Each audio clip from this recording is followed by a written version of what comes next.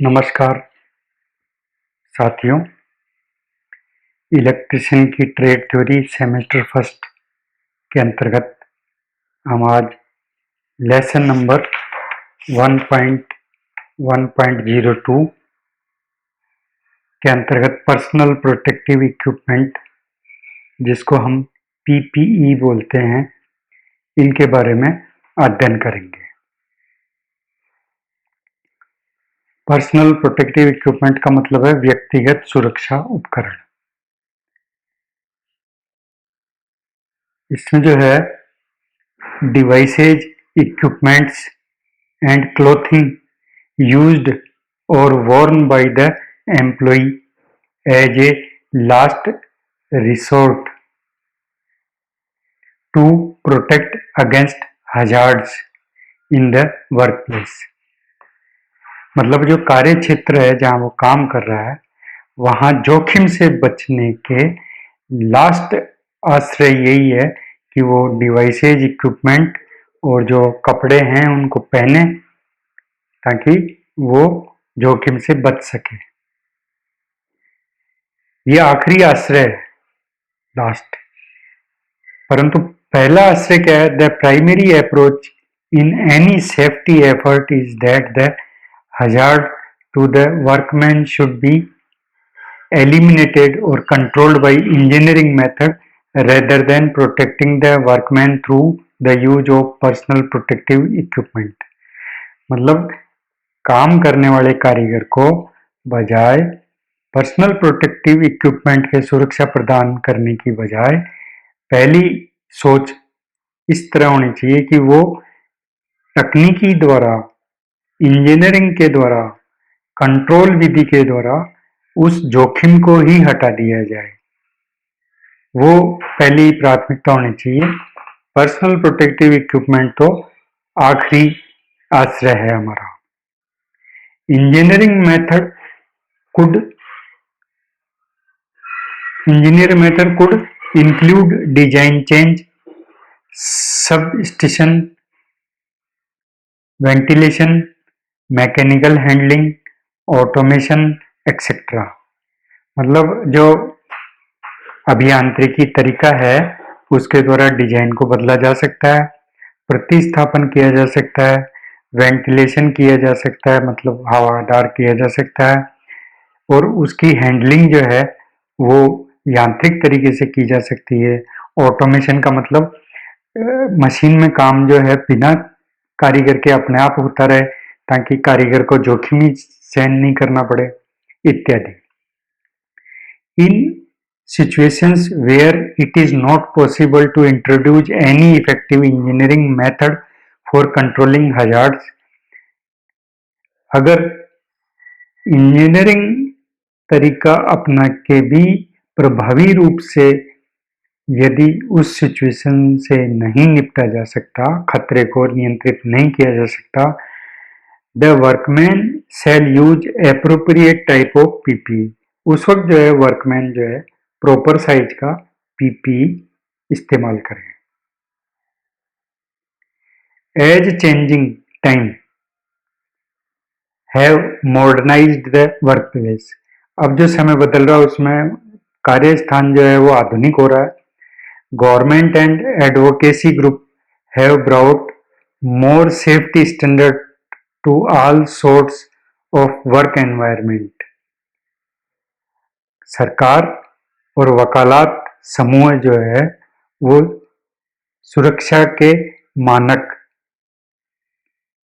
कार्य के वातावरण के अनुसार मोर यानी बहुत अच्छे लेके आ रहे हैं।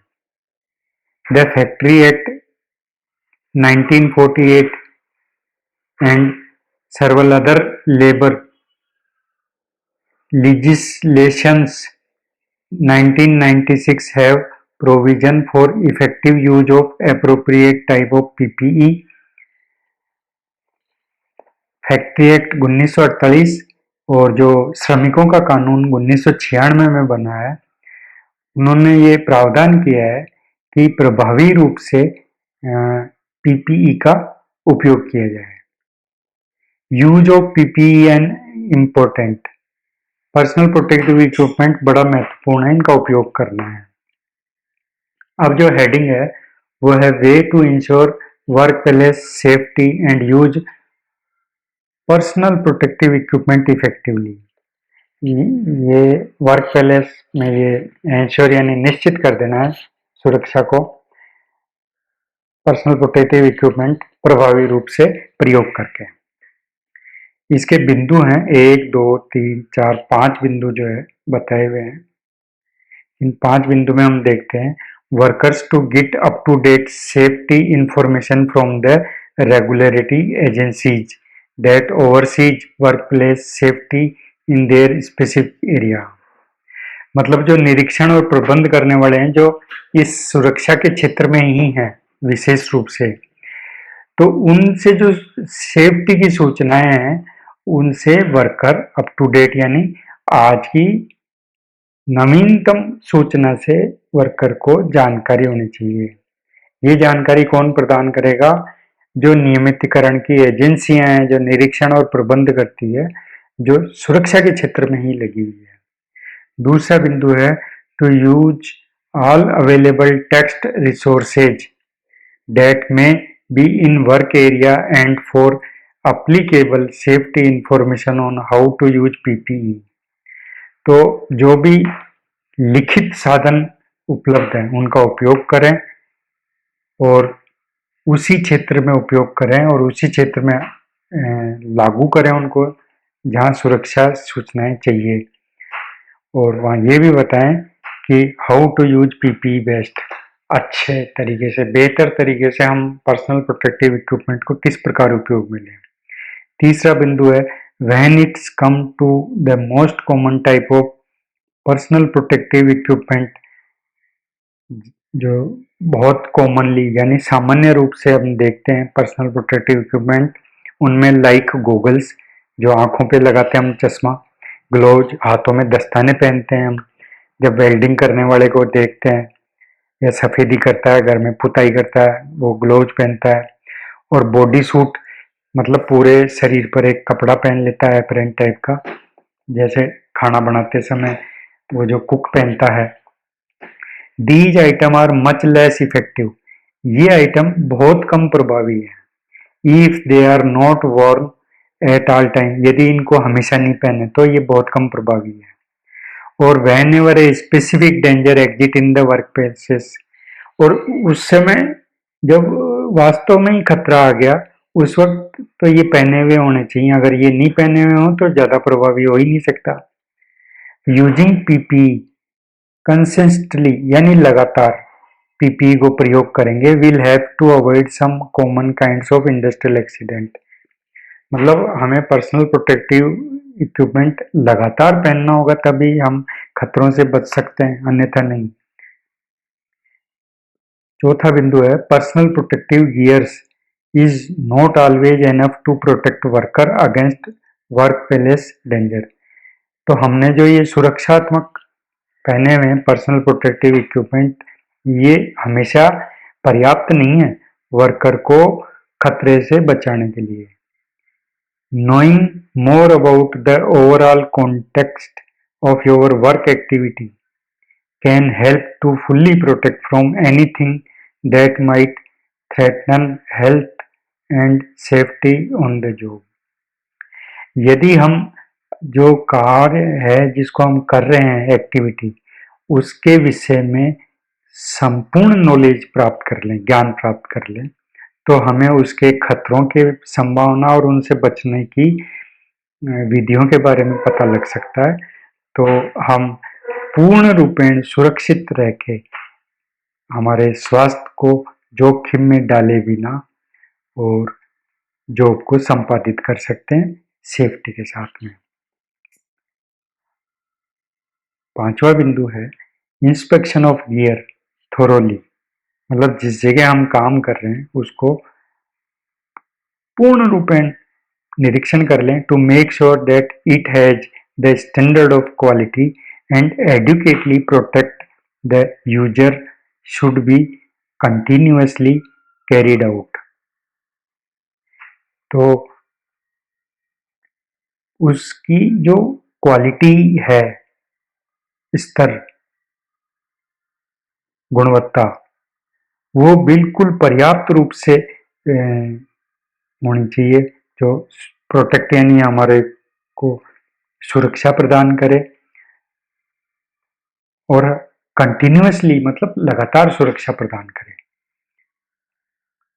इसके बाद में पर्सनल प्रोटेक्टिव इक्विपमेंट है, इनका वर्गीकरण किया गया है depending upon the nature of hazard, मतलब जोखिम के प्रकार के आधार पर इनका वर्गीकरण किया। द पीपीईज ब्रॉडली मतलब मोटे तौर पर divided into the following two categories, नीचे दो कैटेगरी बताई है। नॉन रेस्पिरेटरी यानी जो सांस लेने से संबंधित नहीं है, those used for protection against injury from outside the body, ये हमें हमारे शरीर पर जो भारी चोट लगती है उनसे बचाते हैं। Eye for protecting the head, eye, face, hand, arm, foot, leg and other body part, तो उदाहरण के लिए जैसे सिर, आंख, चेहरा, हाथ, भुजाएं, पैर, टांगें और शरीर के अन्य पार्ट को बचाने के लिए हम नॉन रेस्पिरेटरी पीपीई का प्रयोग करेंगे। नंबर 2 पर लिखा हुआ है respiratory, those use for protection from harm due to inhalation of contaminated air, जो हम सांस खींचते हैं दूषित वायु से, उनसे हमारे को बचाए, वो रेस्पिरेटरी पीपीई कहलाएंगे। They are to meet the application applicable BIS, ये जो हम पीपीई प्रयोग करेंगे इनकी गुणवत्ता मानक जो बनाया गया है ब्यूरो ऑफ इंडियन स्टैंडर्ड, उनसे उनके योग्य होना चाहिए। Standard for different type of PPE, विभिन्न प्रकार के पीपीई के लिए अलग अलग मानक हैं, राष्ट्रीय स्तर के भी और अंतर्राष्ट्रीय स्तर के भी। The guideline for personal protective equipment is issued to facilitate the plant management in maintaining an effective program with respect to protection of persons against hazard। तो पर्सनल प्रोटेक्टिव इक्विपमेंट जो फैसिलिटी प्रदान की जाती है प्लांट मैनेजमेंट के द्वारा, ताकि आप मेंटेन कर सकें इफेक्टिव प्रोटेक्शन जोखिम के खिलाफ मनुष्य को, which can not be eliminated, जो कि हटाए तो नहीं जा सकते, और कंट्रोल्ड बाय इंजीनियरिंग मेथड, परंतु उनको अभियांत्रिकी तरीके के द्वारा नियंत्रित किया जा सकता है।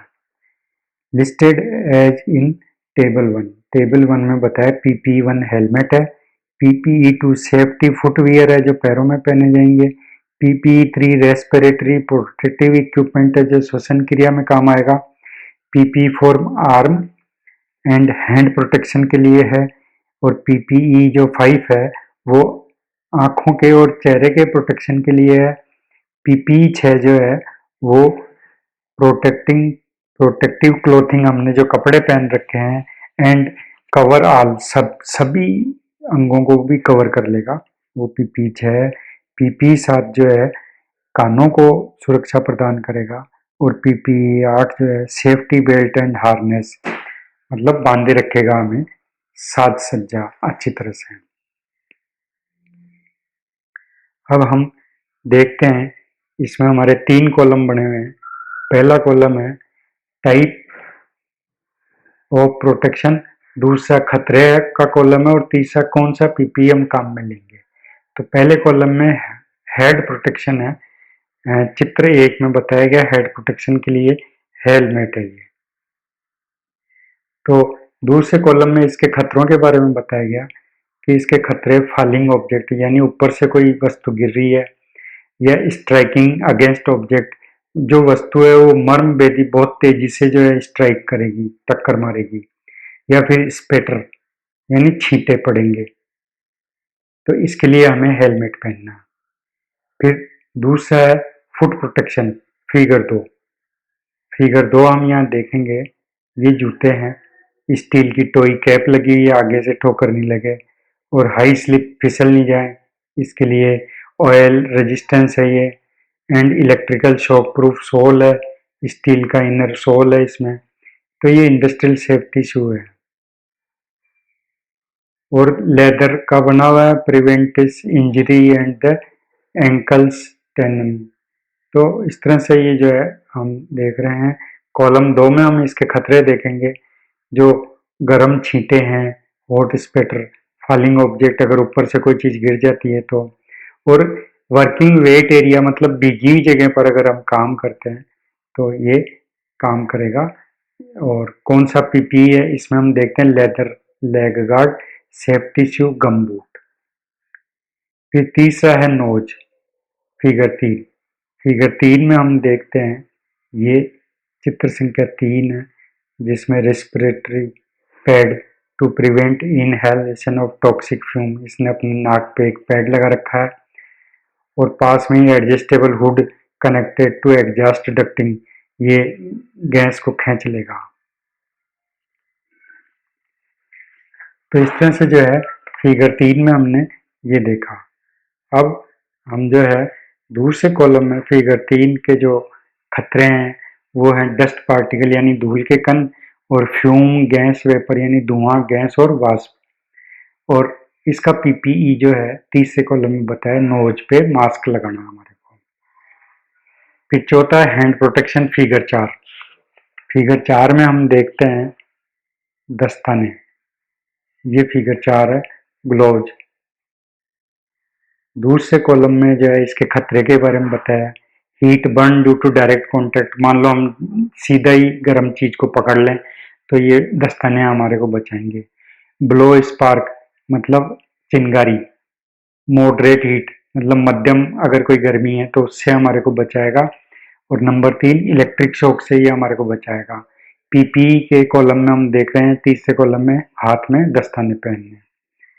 फिर 5वें में हम देखते हैं आई प्रोटेक्शन, फिगर 5 और 6 दिखाया हुआ है। तो फिगर 5 और 6 में हम देख लेते हैं। फिगर 5 में ये चश्मा गोगल्स बताया हुआ है, और 6 में हम देख रहे हैं हैंड स्क्रीन है, ये हाथ में पकड़ेंगे हम इस स्क्रीन को और हमारे चेहरे के आगे लगा लेते हैं हम। ये जो है फ्लाइंग डस्ट पार्टिकल जो हवा में उड़ रहे हैं, डस्ट के कण, उनसे हमें बचाएगा। यूवी रेज, यूवी रेज कहते हैं हम अल्ट्रावायलेट पराबैंगनी किरणों को कहते हैं, और आईआर कहते हैं इंफ्रारेड अवरक्त किरणों को कहते हैं। हीट यानी गर्मी, and high amount of visible radiation, जो बहुत तेज रोशनी है उससे हमें को ये बचाएगा। कौन बचाएगा? तीसरे नंबर के कॉलम में पीपीई में हम देख रहे हैं goggles, face shield, hand shield, head shield. फिर छठे पीपीई जो है वो फेस प्रोटेक्शन, फिगर 6 और 7 बताया हुआ है। तो फिगर 6 और 7 हम देख लेते हैं। ये जो फिगर 6 है फेस को बचाने के लिए हैंड स्क्रीन, और 7 जो है वो वेल्डिंग हेलमेट है, यह हम देख रहे हैं फिगर 7। तीसरे कॉलम में हम इसमें देखेंगे spark generated during welding comma grinding, मतलब वेल्डिंग करने के दौरान कोई स्पार्क चिंगारियां आती है या ग्राइंडिंग के दौरान कोई चिंगारियां आती है तो उनसे हमें बचाएगा ये, उनके जोखिम से। नंबर 2 पर वेल्डिंग स्पेटर स्ट्राइक, मतलब वेल्डिंग के जो छींटे आएंगे वो भी बचाएगा उनकी चोट से। और तीसरा है face protection from UV rays, ultraviolet किरणें जिनको हम पराबैंगनी बोल रहे हैं। पीपीई में हम प्रयोग करेंगे, यहाँ देख रहे हैं हम PPE, face shield, head shield with और without earmuff. Earmuff अगर होगा तो वो कान को शोर से भी बचाएगा। Helmet with welders screen for welder. फिर इसके बाद में हम 7वां पीपीई देख रहे हैं जो ईयर प्रोटेक्शन के लिए है। चित्र हम देख लेते हैं फिगर 7।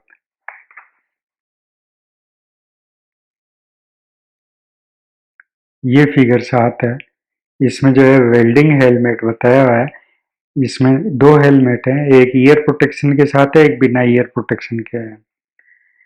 तो ये ईयर प्रोटेक्शन है हाई नॉइज लेवल वाली खतरों की जगह ये काम आएगा। और ईयर प्लग और ईयर मफ प्रयोग करने। अब बॉडी प्रोटेक्शन के लिए फिगर 8 और 9 हम देख लेते हैं। ये फिगर 8 है, एप्रन यहाँ लिखा हुआ है, और फिगर 9 में लिखा हुआ है लेग गार्ड।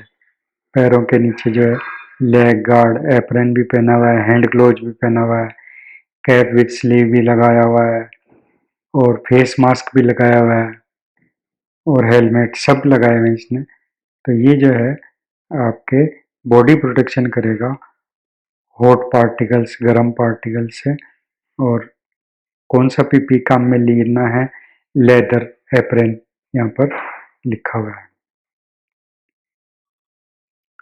अब जो है इसके बाद में क्वालिटी ऑफ पीपी, इनकी गुणवत्ता कैसी होनी चाहिए। PP must meet the following criteria, मतलब उसके मापदंड होने चाहिए। With regard to its quality provided absolute and full protection.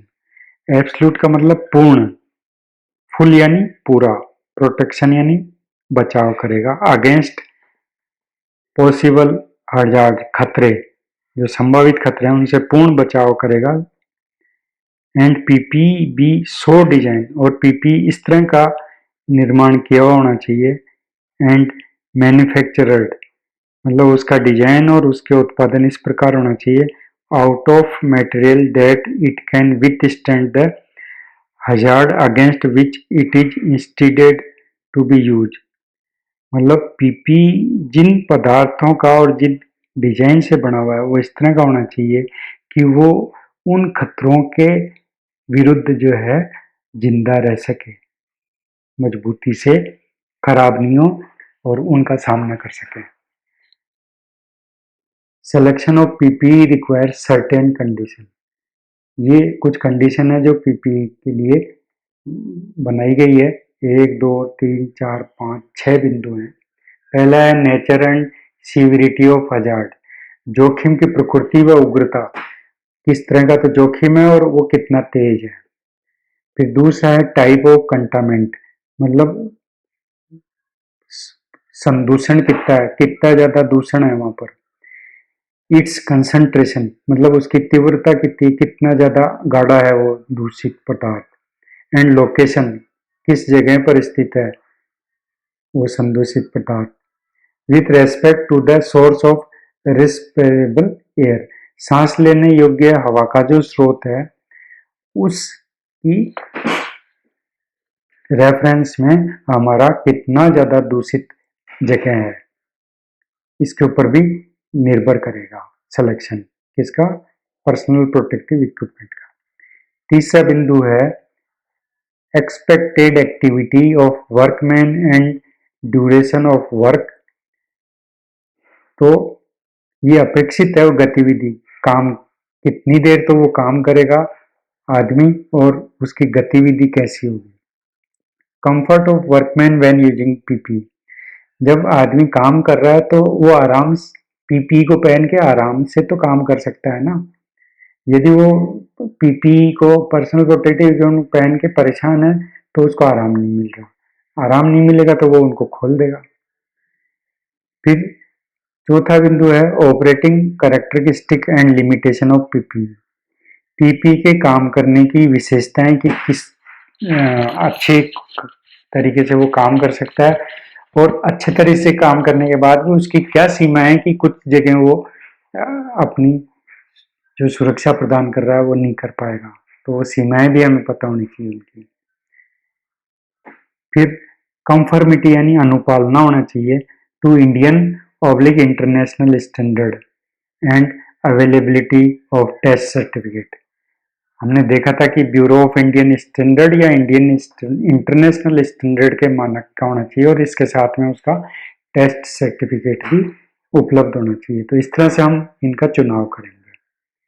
फिर प्रॉपर यूज ऑफ पीपी, उस पीपी का सही उपयोग भी होना चाहिए।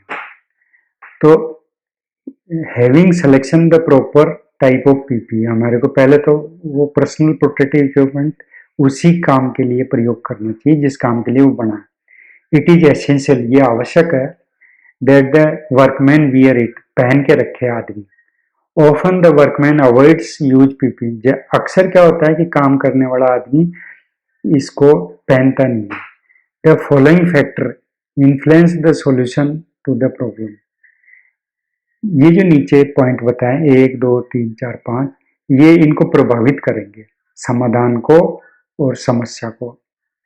पहला है the extent to which the workman understand the necessity of using PPE, कि काम करने वाला व्यक्ति ये जो पीपीई है इनकी आवश्यकता समझ जाए और अपना कार्य क्षेत्र की सीमा भी समझ जाए वो। दूसरा है the easy and comfort with which PPE can be worn with least interference in normal work procedure।